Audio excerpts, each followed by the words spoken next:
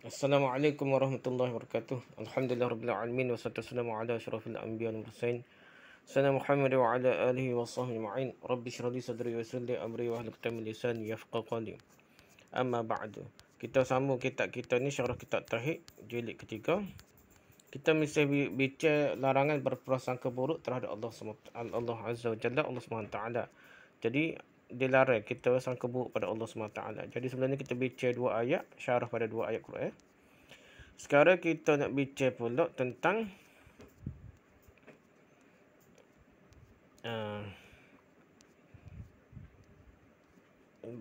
bentuk bersangka buruk pada Allah lah. Mana dah? Habis lah. 130.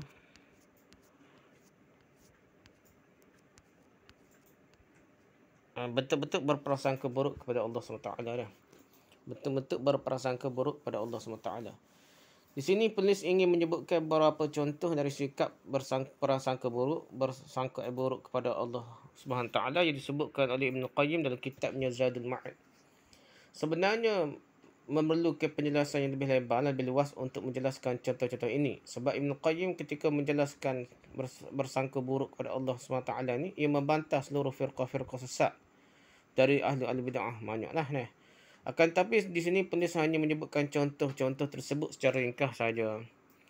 Berikut adalah beberapa contoh dari sikap bersangka buruk kepada Allah yang disebutkan oleh Ibn Qayyim dalam kitabnya Zadul Ma'ad. Lihat Zadul Ma'ad jilid ketiga muka surat 213 ni. Pertama, menyangka bahawasanya Rasulullah dan kaum muslimin akan kalah. Itu prasangka buruk pada Allah. Yang kedua, Islam akan sirna, akan kalah gapo dah. Yang ketiga, kesyirikan akan unggul semula. Unggul selama-lamanya. Itu sangka buruk pada Allah. Terkadang Allah SWT mentakdirkan kaum muslimin dalam kekalahan dan penderitaan dalam masa tertentu lah. Akan tapi semua takdir ini ada hikmahnya tertentu. Ada hikmah lah. Kalau Islam kalah ke apa, Allah nak peringatan kita. Kalau kita buat salah juga dah. Kalau kita jual Islam tapi pakai khurafat, syirik lagi nak. Macam lah Allah uji kita sebab kita tidak betul-betul ikhlas pada Allah dah. Kadang-kadang ada masalah. Perpecah dalam ni dah. Apa kita kerajaan Melayu dulu pun balas sama sendiri lah. Minta pertolongan orang putih sehingga British ke apa sehingga menyebabkan kita dijajah. Kerana salah kita sendiri juga lah. Macam-macam lah. Akan tapi semua takdir ini ada hikmahnya. Pada saatnya nanti kaum muslimin akan berjaya, tauhid akan terus tersebar, maka tidak boleh kita bersangka buruk kepada Allah SWT.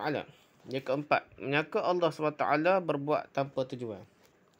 Ini merupakan akidah Asy'ariyah. Tak ada tujuan apa, Allah boleh buat dah. Yang mana mereka menafikan ta'lil af'alillah, iaitu Allah SWT berbuat tanpa tujuan. Ar-Razi berkata, fasabata an ta'lil al-ahkamillah ta'ala bil masalihi batil. Maka tetaplah dengan semua ini bahawa ta'lil perbuatan Allah Azza wa Jalla dengan maslahat adalah keyakinan yang batil, yang rosak. Al-Mahsul Fakhruddin Ar-Razi jilid kelima muka surat 102. Asy-Syahrastani berkata ni, tokoh-tokoh Asy'ariyah lah juga dah. Berkata, mazhaban ahlul haq anna Allah Ta'ala khalaqal alam bima fihi minal jawahir wal a'radi wa asnafil khalqi wal anwa'i la li'illatin hamilatin lahu 'ala al-fi'li sawa'un qaddarat tilkal 'illah nafi'atan lahu aw ghairu nafi'atin إذ ليس يقبل النفع والضر أو قدرت تلك العلة نافعة للخلق إذ ليس يبعثه على الفعل باعثا فلا عرض له في أفعاله ولا حامل بل علة كل شيء صنعه ولا علة صنعه. Mazhab al-haq adalah Allah Azza wa Jalla menciptakan alam dengan semua yang ada dalamnya, baik dari jawhar, ini jisim, sesuatu yang dapat dilihat dan disentuh, seperti manusia, pohon dan lain, iaitu semuanya menjadi tempat bagi arad. Dan jahar ni tempat bagi arad. Dan arad ni sifat seperti sakit, mendengar dan lain-lain. Arad pula sifat. Jahar ni jisim lah, tokoh, benda, sesuatu lah. Dan macam-macam ciptaan tanpa ada ilah, sebab tujuan faktor yang mendorong Allah Azza Jalla untuk melakukan hal itu. Tak ada tujuan, tak ada sebab pun Allah buat lah. Sama saja meskipun dikatakan bahawa ilah pendorong tersebut itu bermanfaat bagi Allah ataupun tidak. Kerana Allah Azza wa Jalla adalah zat yang tidak menerima manfaat dan mudarat, ataupun dianggap bahawa ilah itu bermanfaat bagi makhluk, kalau tidak ada satu pun hal yang mendorong Allah Azza wa Jalla untuk melakukan sesuatu. Maka tidak ada tujuan bagi Allah SWT pada perbuatan-perbuatannya, tidak ada pendorong baginya untuk melakukan sesuatu. Akan tetapi ilah sebab segala sesuatu adalah penciptaan Allah SWT, dan tidak ada ilah sebab bagi penciptaannya. Dirujuk Nihayah Al-Iqdam Asy-Syihristani muka surat 309. Lalu bagaimana mereka memaknai sifat hakim bagi Allah Azza wa Jalla? Saifuddin Al-Amidi berkata, Annana la nunkiru kaunal bari ta'ala hakiman, wa dhalika bitahaqquqi ma yutqinuhu min sun'atihi wa yakhluquhu ala wifqi anbihi bihi wa bi iradatihi la bi an yakuna lahu fima yaf'aluhu gharadun wa maqsudun wal abasu innama yakunu laziman lahu bi intifa'i al gharadi anhu an law kana qabilan lil fawaidi wal aghrad. Sesungguhnya kami tidak mengingkari bahawa Allah Azza wa Jalla itu adalah zat yang hakim, bijaksana lah. Dan demikian sifat hakim adalah dengan benar-benar terjadinya ciptaan Allah yang sempurna. Dan Allah menciptakan semuanya sesuai dengan ilmunya tentangnya dan berdasarkan kehendaknya, bukan dengan adanya tujuan dari perbuatannya. Tak tujuan pun buat jugalah. Namun perbuatan Allah tanpa tujuan ini tidak boleh dikatakan dengan perbuatan sia-sia. Kerana yang namanya sia-sia hanya boleh dikatakan padanya jika Allah memang boleh menerima tujuan dan manfaat, lantas tidak melakukan dengan tujuan. Jadi takut tanzih Melaka, nak kena tanzih, nak mensucikan Allah daripada tujuan agama lah. Takut Allah ni hadas bagus dah, memerlukan sesuatu dah. Yaqatul Marum fi Ilmi Kalam Saifuddin Al-Amidi muka surat 23. Padahal kita tahu bahawa yang boleh melakukan sesuatu sesuai keinginannya dan ilmunya tidaklah disebut dengan hakim dan bijaksana. Bahkan dalam bahasa Arab, kalimah hakim digunakan untuk kalimah yang mengandungi makna pencegahan dari keburukan dan kerosakan. Itu kaedah bahasa Arab lah. Maka Allah Azza wa Jalla tidak akan pernah melakukan hal yang buruk, baik pada hukum syariatnya atau penciptaan-ciptaannya, kerana asal dari kalimah hakim adalah al-hukmu, yang bermakna al-man'u. Bukankah boleh jadi seorang penjahat melakukan suatu kejahatan berdasarkan ilmu dan kehendaknya? Apakah penjahat tersebut disebut dengan hakim? Sungguh orang yang melakukan sesuatu tanpa tujuan, maka jelas disifati dengan perbuatan yang sia-sia. Maka bagaimana hal ini ditujukan kepada Allah? Bahawa Allah berbuat dan menciptakan tanpa ada tujuan sama sekali. Bukankah ini perbuatan sia-sia? Dah. Adapun syubhat-syubhat yang berkaitan dengan hal ini dan sebantahannya, maka silalah membaca tesis kami, tesis Dr. Firanda ni, yang diterjemahkan di judul Menjawab Syubhat Para Penolak Sifat Allah, pada subjudul berkaitan tentang sifat Al-Hikmah. Pasal Dr. Firanda ni buat kajian tentang ni lah, punya ambil PhD bidang ni. Okay, habis itu tentang apa, buat tanpa tujuan lah.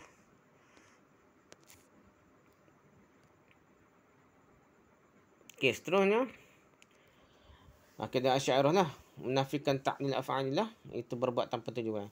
Keyakinan seperti ini tidaklah benar. Bagaimana mungkin dikatakan Allah SWT berbuat tanpa tujuan, sedangkan Allah SWT maha berilmu.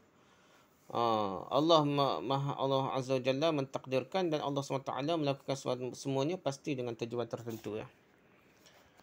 Jadi hak ni pun sangka buruk tak ada Allah jugalah. Dia sebenarnya dia nak menafikan hadas ataupun Allah dia bergantung pada tujuan baru buat lah. Nak sucikan Allah lah daripada benda-benda yang kekurangan, tapi telajak sehingga kemenafikan kebijaksanaan Allah lah. Yang kelima dah, menyangka Allah SWT tidak akan membangkitkan manusia untuk meminta pertanggungjawaban. Ini pun sangka buruk. Dah, seolah-olah ni buat ni, orang yang buat jahat tak ada nak balas pun pakai dok lah. Nah, sangka buruk pada Allah lah. Hal ini termasuk perbuatan bersangka buruk kepada Allah SWT. Jika saja seorang bos di sebuah perusahaan di kilang, di pejabat mana, dianggap buruk dan tidak beres, tidak bagus kerja dia kerana tidak menyelesaikan masalah di bawahannya, tidak menghakimi di antara karyawannya pekerja dia yang bertikai dengan membiarkan begitu saja, tidak menentukan siapa yang benar dan siapa yang salah, maka bagaimanakah dengan Allah SWT yang maha bijaksana? Apakah pantas, apakah patut Allah SWT melakukan hal seperti itu? Allah SWT tidak mungkin menciptakan seluruh manusia kemudian membiarkannya begitu saja tanpa meminta pertanggungjawaban. Pembiaran Allah SWT kepada orang zalim, biar orang zalim atas perlakuan mereka di dunia tanpa meminta pertanggungjawaban mereka kelak di akhirat merupakan perbuatan sangka buruk kepada Allah SWT. Allah biar dia zalim enggak dia lah. Allah tak balas esok pada mahsyar dia di neraka syurga ke apa tak balas dah. Masa keburuk dah. Hal ini seperti prasangka buruknya orang-orang musyrikin kepada Allah SWT kerana menyangka Allah SWT tidak akan membangkitkan manusia kelak di hari akhirat nanti. Itu keyakinan orang musyrikin. Dia tahu ada Tuhan tapi guna pengantara tetap wali dia lah. Dan dia juga sangka buruk lah kepada Allah SWT ni. Tak akan bangkit semua dan nak balas buat perbuatan jahat orang-orang dunia ni. Yang keenam, bentuk-bentuk sangka buruk ni kepada Allah. Yang keenamnya, tak kala seorang diberikan kesusahan, maka ia berkata, mengapa Allah SWT membuat saya miskin seperti ini dah. Dia condemn Allah ni. Apalah saya capek jadi hijau gini, jadi sesok gini, miskin gini. Seharusnya Allah tidak melakukan ini kepada saya lah. Hal ini adalah perbuatan yang terlarang sebab termasuk bahagian bentuk-bentuk dari perbuatan sangka buruk kepada Allah. Bukan berarti jika Allah SWT memberikan harta kepada seorang, berarti Allah SWT memuliakan orang tersebut. Kalau dia kaya, bukan maksudnya Allah muliakan.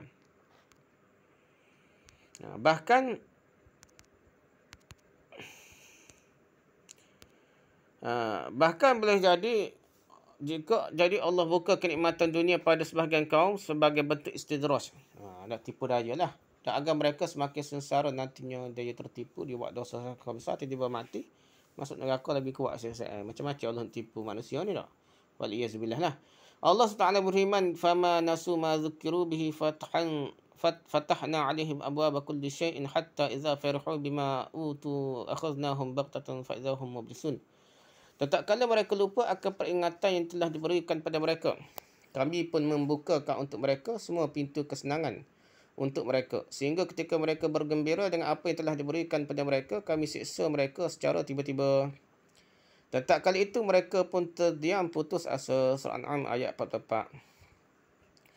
Ibnu Taymiyah berkata, wa annahu laysa kullu man u'tiya malan aw dunya aw riyasatan kana dhalika nafi'an lahu 'inda Allah munjiyan lahu min 'adzabihi fa inna Allah yu'ti ad-dunya man yuhibbu wa man la yuhibbu wala yu'til iman illa man yuhibbu. Sesungguhnya tidak semua yang diberikan harta atau dunia atau kedudukan bermanfaat baginya di sisi Allah, serta menyelamatkannya dari azab Allah. Kerana Allah memberikan dunia ini kepada yang Allah cintai dan yang tidak Allah cintai. Boleh berlaku lah. Ujian berlaku. Miskin pun ujian, kaya pun ujian. Dan sesungguhnya Allah tidak memberi iman kecuali kepada orang yang dia cintai sahaja. Dari iman ni, tak kira kaya ke miskin, Allah beri iman. Itu orang yang berbahagia. Rujuk Al-Fatwa Al-Kubra Ibn Taymiyah juzuk kedua muka surat 420.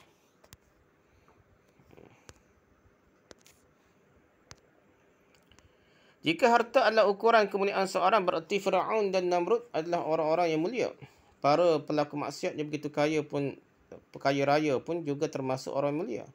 Oleh kerana itulah harta bukanlah ukuran kemuliaan seseorang. Bahkan boleh jadi seorang dihinakan oleh Allah SWT melalui jalan harta. Ada orang jadi semakin hina apabila dia dapat harta lah. Lupa diri buat maksiat. Akan tetapi seorang itu boleh dikatakan dimuliakan oleh Allah jika Allah memberikan kepadanya hidayah mengikuti kebenaran dan istiqamah di atas kebenaran. Jika harta tersebut menjadikannya dekat pada Allah, maka berarti dia dimuliakan oleh Allah. Jika tidak, maka tidak. Jangankan harta, bahkan seorang yang memiliki kesaktian tidak serta-merta berarti dia dimuliakan oleh Allah. Ibn Taymiyah berkata, wa yu'idduna mujarrada kharqil 'adati li ahadihim bikashfi yukshafu lahu aw bita'thiri yuwafiqu iradatahu wa huwa karamatun minallahi lahu wa la ya'lamuna annahu fil haqiqati ihanatun wa anna al-karamata luzumul istiqamati wa anna Allah lam yukrim 'abdahu bi karamati a'zama min muwafaqatihi fima yuhibbuhu wa yardahu wa huwa ta'atuhu wa ta'atu rasulihi wa muwalatu awliyaihi wa mu'adatu a'daihi. Dan mereka menganggap bahawa kesaktian salah seorang dari mereka berupa mukasyafah atau kejadian yang sesuai dengan apa yang dia inginkan, berarti itu adalah karamah dari Allah untuknya. Boleh sakti, boleh macam keramat kesyafah ke apa tu, biasa dia boleh karamah. Sedangkan ia tidak sedar bahawa yang demikian adalah penghinaan dari Allah untuknya. Dia berasa macam ia jadi tak wali lah. Padahal tipu daya Allah. Kerana dia ni tidak ikhlas mencari keramat ni. Dan sungguhnya karamah adalah senantiasa istiqamah. Jadi karamah sebenarnya istiqamah dalam kebenaran dengan amal ibadahnya. Dan sungguhnya Allah tidak pernah memuliakan hamba-Nya dengan suatu karamah yang lebih berharga dari Allah memberinya hidayah untuk senantiasa sesuai dengan apa yang Allah cintai dan Allah redai sahaja. Jadi bukan dengan pelik-pelik, benda pelik-pelik tu tak. Bukan karamah sungguh. Karamah sungguh ni istiqamah dalam keredaan Allah. Iaitu taat pada Allah dan Rasulnya dan loyal, setia kepada wali-wali Allah dan memusuhi musuh-musuh Allah. Jadi hak tu sifat orang yang tak wali sungguh dah. Bukan tak wali ni keramat, benda pelik-pelik dah. Rujuk Majmu' Fatwa Ibn Taymiyah juzuk ke-10 muka surat 29 hingga 30. Maka dapatlah kita simpulkan bahawa semua kenikmatan yang Allah Azza wa Jalla berikan pada hamba-Nya boleh dikatakan sebagai pemuliaan terhadapnya. Jika kenikmatan-kenikmatan itu ia gunakan dalam ketaatan pada Allah Azza wa Jalla. Kalau Allah beri kereta je, motor ke dia, pergi ke masjid. Ada duit, sedekah atau bagi yang dikira dia boleh nikmat sungguh lah. Dia boleh mulia dah. Dan jika tidak gunakan untuk hal itu, maka demikian itu adalah penghinaan Allah Azza wa Jalla untuknya. Dia boleh pitih, dia boleh tekek. Hati-hati putih berano, maksiat, disko dah. Jadi, duit dia habis kepada perkara maksiat. Maka itu adalah kehinaan lah pada dia sebenarnya.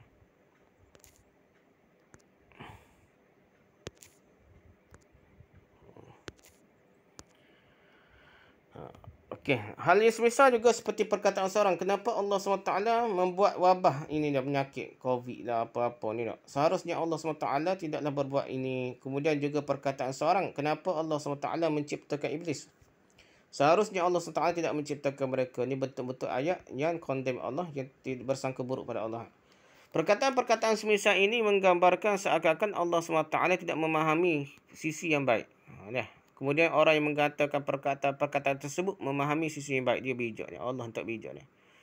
Condemn. Kenapa Allah buat malaikat, buat jin, syaitan, iblis ni? Ada orang jahat, ada perampok, ada pemimpin yang rasuah. Jadi, dia condemn Allah. Inilah bentuk prasangka buruk kepada Allah SWT. Yang ketujuh, bentuk sangka buruk ni. Menyangka bahawasanya Allah SWT tidak membalas kebaikan seseorang baik di dunia maupun di akhirat. Allah tak balas. Buat baik pun tak Allah balas. Buat jahat pun tak balas. Ini tak baik pula. Tadi buat buruk. Buat baik pun tak Allah tak balas. Dunia pun tak boleh. Akhirat pun tak boleh. Menyangka hal seperti ini merupakan perbuatan sangka buruk kepada Allah SWT. Bukankah Allah SWT firman, Inna Allah la yudhi'u ajral muhsinin. Sesungguhnya Allah SWT tidak menyia-nyiakan pahala orang yang berbuat baik. Surah At-Taubah ayat 120. Allah SWT juga menyebutkan banyak contoh dari kisah-kisah para Nabi, yang mana Allah SWT menolong dan membantu mereka di dunia lagi sebelum di akhirat. Kerana kebaikan-kebaikan yang mereka lakukan di dunia, maka jika kita melakukan suatu kebaikan, selain berharap pahala di sisi Allah SWT, kita juga haruslah meyakini bahawa Allah SWT juga akan menolong dan membantu kita di dunia. Terkadang Allah SWT memberi kebaikan dan pertolongan pada kita di dunia ini dengan cara yang lembut tanpa kita sedari. Jika saja setiap kebaikan dibalas oleh Allah SWT secara jelas atau terang-terangan, maka semua orang akan beriman dan berbuat baik. Kadang-kadang Allah beri ini, kita kena memikir dulu bahawa kita nampak kebaikan di sebalik. Peristiwa-peristiwa berlaku dalam hidup kita dah. Sejarah hidup kita, kehidupan kita ni, naik turun ni, kita fikir molek baru kita fikir ada hikmah ni. Kalau tidak, kita macam nak sangka buruk pada Allah. Tapi inilah ketentuan Allah SWT. Allah SWT menjadikan hal tersebut perkara ghaib yang berkaitan dengan iman. Akan tetapi, walaupun ghaib, kita tetap boleh merasakan balasan dari Allah SWT. Dari setiap kebaikan yang kita lakukan, baik cepat ataupun lambat, bahkan Allah SWT terkadang-kadang membalas suatu kebaikan dengan berlipat-lipat kali ganda. Kadang-kadang kita berasa dah. Kadang tak berasa, tak khabar lah sebenarnya tak. Kadang-kadang kita berasa kita sedekah 10 riyal, lepas tu boleh duit kot lain pula dah. Sedekah 100 riyal, ada pula Allah ganti kot lain lah. Kalau kita nak fikir molek dah. Yang ke-8, sangka buruk ni, bentuk-bentuk sangka buruk. Persangkaan seorang jika ia meninggalkan sesuatu yang buruk kerana Allah SWT, maka Allah SWT tidak akan menggantikannya dah. Dah. tinggal benda buruk, perkara tak baik tinggal, Allah tak ganti dengan benda baik. Tidak dah. Nabi SAW pernah bersabda, innaka lan tada'a syai'an lillahi illa baddalakallahu bihi ma huwa khairul laka minhu. Sesungguhnya engkau tidak meninggalkan sesuatu kerana Allah, melainkan Allah akan menggantikan bagimu dengan yang lebih baik darinya. Hadis riwayat Ahmad nombor 23074 disahihkan oleh Albani bahawa sanadnya sahih sesuai dengan syarat Muslim. Silsilah Ahadits Shahihah juzuk kedua muka 734. Hal ini menunjukkan bahawasanya seorang yang meninggalkan sesuatu kerana Allah SWT, dia mestilah bersangka baik kepada Allah SWT. Meyakini bahawasanya Allah SWT akan gantikan sesuatu yang lebih baik dari apa yang ditinggalkannya. Sebab jika ia tidak meyakini hal tersebut, maka ia telah melakukan sangkaan buruk kepada Allah SWT. Kalau tak fikir Allah ganti benda baik, sebab kita tinggal benda buruk, jadi sangka buruk lah. Allah SWT pernah berkata dalam hadis Qudsi, Ana inda zanni abdi bi. Aku sesuai dengan sangkaan hambaku kepadaku. Hendaknya hambaku berprasangka kepadaku yang ia sukai sangka baik lah nak. Jika ia bersangka baik kepadaku, maka kebaikan baginya. Jika ia bersangka buruk kepadaku, maka keburukan baginya. Hadis Al-Bukhari 7045 dan Muslim nombor 2975. Yang ke-9 bentuk sangka buruk dia. Menyangka bahawa Allah SWT akan menolak amalan baik seseorang tanpa sebab. Ini adalah keyakinan yang salah. Benar amalan kita belum tentu diterima oleh Allah SWT.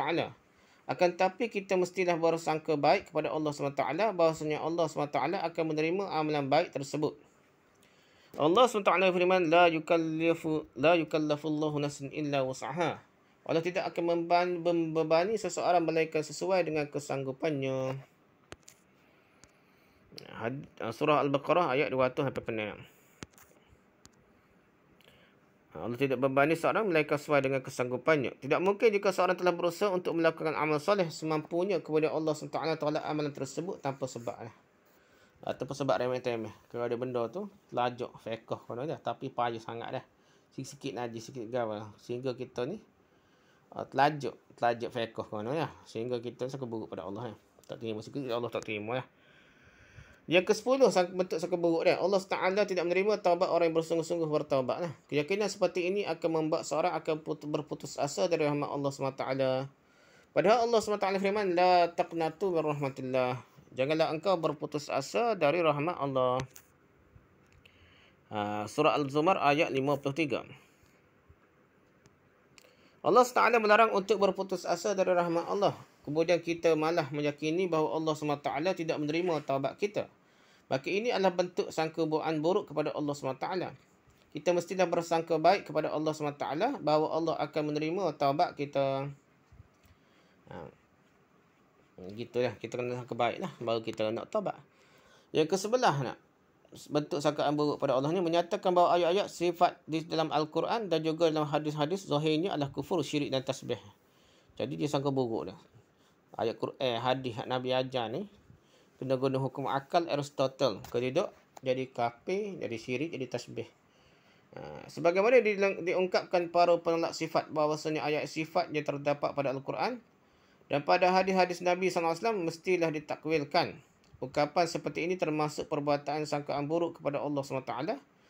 Sebab melazimkan bahawasanya Allah SWT ingin menyesatkan hamba-hambanya dengan mendatangkan kata-kata yang zahirnya adalah kufur. Tasbih lah, super makhluk dah. Bahkan sebahagian dari mereka mengungkapkan pada buku-buku mereka bahawasanya ayat ini adalah syirik, kufur, tasbih dan yang lainnya. Ia kata Quran, tak cerita benda syirik lah. Sungguh mereka tidak beradab sama sekali kepada Allah SWT. Apakah mungkin Allah SWT tidak boleh mengungkapkan dengan pengungkapan yang baik sehingga manusia dapat memahaminya dengan mudah? Apakah Allah SWT tidak mampu mengungkapkan dengan yang terbaik? Mengapakah Allah SWT tidak menyampaikan bahawasanya firman-firmannya haruslah ditakwil? Tak ada dalil Nabi suruh takwil dah. Apakah kita mesti menyangka bahawa Allah SWT sedang membuat teka-teki sehingga kita perlu mencari kebenaran dengan mentakwilkannya dengan guna hukum akal, hukum Aristotle, apa dah. Pertanyaan-pertanyaan seperti di atas menunjukkan bahawasanya perbuatan para penolak sifat merupakan bentuk sangkaan buruk kepada Allah SWT. Yang ke-12, contoh sangka buruk ni, berkeyakinan bahawa Allah SWT memerlukan anak atau pasangan dan yang lainnya. Yang 13, bentuk sangka buruk ni berkeyakinan bahawa Allah SWT tidak mengetahui hal-hal yang detail. Keyakinan seperti ini, kerana dia tak ayat dah. Tapi dengan cara dia minta wali minta hajat dengan tak wali dah. Seolah-olah Allah ni tak dengar dah. Allah ni tidak menunaikan, tak tahu perkara detail dah. Allah ni kena perantar tak wali. Keyakinan seperti ini diyakini oleh orang falsafah. Orang falsafah ni yakin Allah tak tahu detail. Mereka mengatakan bahasanya Allah Taala hanya mengetahui secara global umum sahaja, tidak mengetahui secara detail terperinci. Keyakinan seperti ini terkadang menimpa kita yang mana seakan-akan kita meyakini bahasanya Allah SWT tidak mengetahui apa-apa yang dilakukan oleh orang kafir. Sebab Allah Taala membiarkan mereka melakukan kerosakan kemudian tidak mengazab mereka terus. Sikap seperti ini merupakan bentuk sangkaan buruk kepada Allah SWT, seakan-akan Allah tidak tahu dan kita saja tahu, dan kita tahu dulu, Allah tak tahu dah. Kemudian kita ingin mengajari Allah SWT bahasanya seharusnya seperti ini dan seperti itu. Maha suci Allah SWT, Allah Azza wa Jalla sungguh mengetahui segala-galanya, jangan keperbuatan manusia. Bahkan daun-daun yang berjatuhan dari rantingnya pada pun Allah SWT tahu. Allah SWT firman, wa ya'lamu ma fil barri wal bahr wa ma tasqutu min waraqatin illa ya'lamuha. Dia Allah mengetahui apa-apa yang di darat dan di lautan. Tidak ada sehelai daun pun yang gugur yang tidak diketahuinya. Hadis surah An'am ayat 59. Ayat ini menunjukkan bahawa Allah SWT mengetahui seluruh apa yang terjadi di bumi ini. Perbuatan sesiapa pun, baik Muslim, kafir ataupun munafik, Allah SWT tahu belaka. Oleh kerananya, jika kita menyangka bahawa Allah SWT tidak tahu apa-apa yang dilakukan oleh orang kafir, sehingga kemudian Allah SWT tidak bersikap untuk memberi azab kepada mereka di dunia lagi, maka ini adalah bentuk sangkaan buruk kepada Allah SWT. Sebuah kisah tentang biografi seorang yang termaktub dalam kitab Tarikh Baghdad, iaitu Ubaidillah bin Al-Hasan bin Husain Al-Ambari, salah seorang hakim dari Basrah. Ubaidillah memiliki seorang budak yang cantik. Di suatu malam ia tiduri bersama budaknya tersebut. Di tengah malam Ubaidillah tidak mendapati budaknya tersebut, maka terlintas di benaknya bahawa ini adalah keburukan. Ubaidillah bersangka buruk bahawasanya budak tersebut pergi ke kubur, meninggalkan darinya. Lagi daripada tua dia. Ubaidillah pun beranjak dari tidurnya kemudian mencari budak tersebut di rumahnya. Setibanya di sana, maka Ubaidillah mendapati budaknya berada di pojok rumahnya sedang melakukan solat malam. Budak tina ni hamba ni. Solat malam tengah malam dah. Kemudian budak tersebut berdoa kepada Allah SWT dengan berkata, Allahumma bihubbika li yaghfirli. Ya Allah, kerana cintamu kepadaku, maka ampunilah aku. Ya. Maka setelah solat, Ubaidillah menanyakan perihal doa yang dipanjatkan oleh budaknya, hambanya tersebutlah, dengan berkata, wahai budakku, hambakulah, janganlah engkau berkata demikian, akan tetapi katakanlah, ya Rabb, kerana cintaku kepadamu, maka ampunilah aku. Maka budak tersebut menjawab, ya Hakim, Allah SWT benar-benar mencintaiku. Buktinya adalah Allah mengeluarkanku dari kesyirikan menuju Islam. Dan Allah SWT cinta kepadaku. Buktinya adalah Allah SWT membangunkanku untuk melakukan salat malam. Jadi Allah cintakan dia gerak kita supaya kita bangun salat malam. Itu tanda Allah cinta pada kita lah. Mendengar jawapan dari budaknya, hambanya tersebut, maka Ubaidillah membebaskan budaknya tersebut dengan mengatakan, Anti hurun liwajhillah, aku bebaskan kerana Allah SWT. Ketika dibebaskan, maka budak tersebut pun berkata kepada Ubaidillah, wahai tuanku, engkau telah menghilangkan dariku 2 pahala menjadi 1 pahala sahaja sekarang. Maksudnya adalah ia mendapatkan 2 pahala dari Allah SWT, pahala sebagai hamba yang taat pada Allah dan pahala sebagai budak yang taat pada tuannya. Bebas kan, jadi tak ada pahala taat pada tuannya lah. Lihat Tarikh Baghdad juzuk ke-12 muka surat 7. Itulah cerita ni kuat setengah mana, wallahu'alam lah dah. Doa yang dipanjatkan budak wanita di atas memang dipersisihkan oleh para ulama. Akan tetapi di sini penulis hanya ingin menunjukkan bagaimana budak tersebut bersangka baik kepada Allah SWT. Intinya yang ingin penulis sampaikan adalah bahawasanya budak wanita ini adalah wanita yang solehah, yang bersangka baik kepada Allah SWT. Juga baik pun dia kata kerana Allah pilih, bukan kerana bangga dirilah. Kita tidak boleh memastikan bahawa Allah SWT cinta kepada kita. Akan tetapi tanda-tanda yang menunjukkan hal tersebut sangatlah banyak. Misalnya seorang diberi taufik untuk boleh berbakti kepada orang tua. Di saat banyak orang yang durhaka terhadap orang tuanya, maka ini merupakan tanda bahawa Allah SWT cinta kepadanya. Jadi kita salah ke? Boleh jaga mak pak kita tua dah. Maka itu ada tanda Allah sayang kita dah tu dah. Adik-beradik lain Allah tak caping untuk menyebabkan mereka jaga mak pak kita tua dah. Kita pula jadi jaga mak pak kita duk kapur dah. Kemudian juga seorang diberi pemahaman ilmu agama oleh Allah SWT di saat banyak orang-orang yang terlalai dari ilmu. Itu pun kurnia Allah. Maka ini merupakan tanda bahawasanya Allah SWT mencintai kita. Kemudian juga orang yang mencintainya dah. Kemudian juga orang yang diberi taufik untuk boleh menyisihkan hartanya untuk disedekahkan di saat banyak orang yang kedekut untuk bersedekah. Maka ini juga merupakan tanda bahawasanya Allah SWT cinta kepadanya. Orang-orang seperti ini bolehlah bagi mereka untuk bersangka baik kepada Allah SWT. Jadi tak ada contoh-contoh sangka buruk tu. Kena tukarlah, kena sangka baik kepada Allah SWT. Bahawasanya Allah Ta'ala mencintainya. Adapun untuk memastikan, maka ini perkara lain. Banyak para ulama yang tidak membolehkan kita berpastikan Allah cinta kita. Cuma kita sangka-sangka Allah terima dah kita dan sayang pada kita dah. Matan. Kan dengan bab ini penjelasan tak ayat dalam surah Al-Imran. Penjelasan tak ayat dalam surah Fatah. Kita baca sesi pertama dah. Yang ketiga ni disebutkan bahawa persangka buruk itu banyak sekali macamnya, jenisnya, contoh-contohnya banyak lah. Kita baca tak dia. Yang keempat, penjelasan bahawa tidak ada yang boleh selamat dari sangka buruk ini kecuali orang yang mengenal asma' dan sifat-sifat Allah, nama-nama Allah, sifat Allah, serta mengenal dirinya sendiri. Wallahu a'lam. Subhanakallah wa hamdika, subhanakallah wa hamdika, asyhadu an la ilaha illa anta, astaghfiruka wa atubu ilaik. Assalamualaikum warahmatullahi wabarakatuh.